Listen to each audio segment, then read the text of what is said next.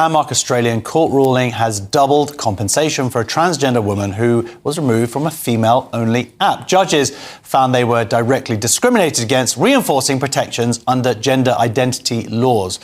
Well, we are joined now by the Giggle for Girls app founder, Sal Grover. Big welcome, big round of applause, please. Thank you so much for having me. Sal, I think people across the world, frankly, were kind of praying for you this week, praying that it would be over, but it was not meant to be.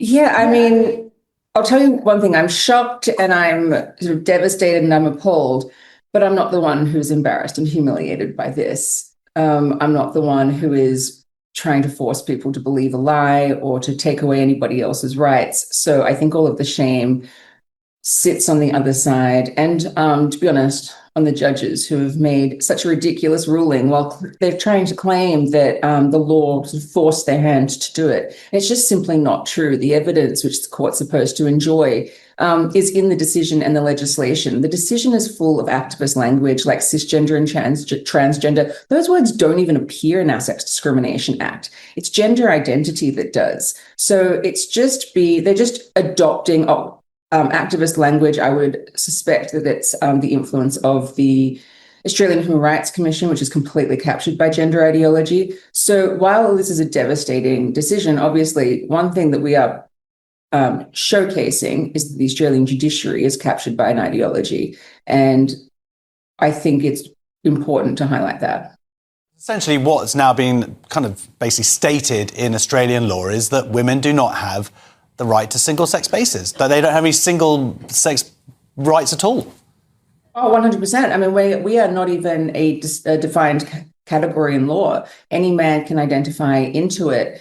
One of, I think, the most chilling, disturbing, and stupid parts of the decision is they have said that it is direct discrimination because I've acknowledged that he looks like a man, and looking like a man is effectively a protected characteristic of being a trans woman. I can't even say this with a straight face.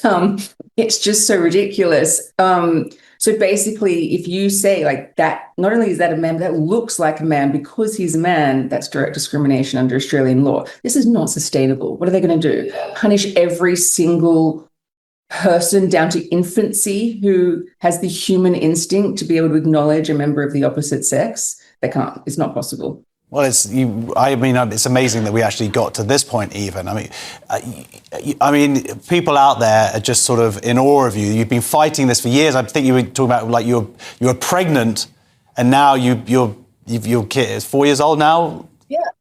Yeah, my dad, it's 5 o'clock in the morning. My dad has come over and he's looking after my 4-year-old watching Bluey in the next room right now. Yeah, it's been from when I was 14 weeks pregnant till now. So it's been almost 4.5 years.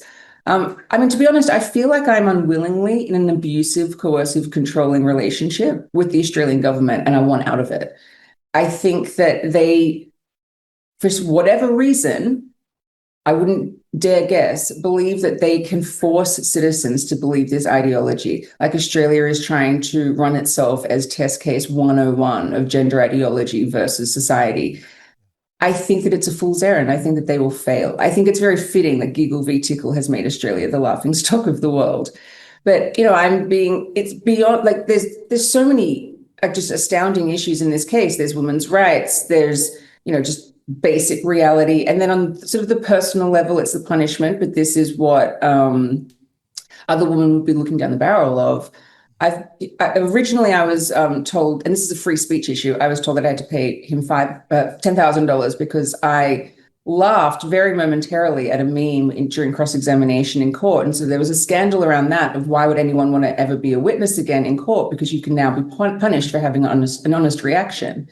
But they've doubled the damages and it's now $20,000, sorry. Because they say I've called him a man in 50 interviews, and I'm just going to say that's incorrect. It's many more. I've never once called him a woman. So my position is, what are you going to do? Are you just going to continue punishing me for telling the truth? Because I'm not going to stop telling the truth. Absolutely. Well, the fight continues. You're an inspiration to many people across the road. I'm so sorry that you're having to go through this. I'm sorry you have to wake up at 5 a.m. to talk to us. But thank you so much. Big round of applause, please. Sal Grover.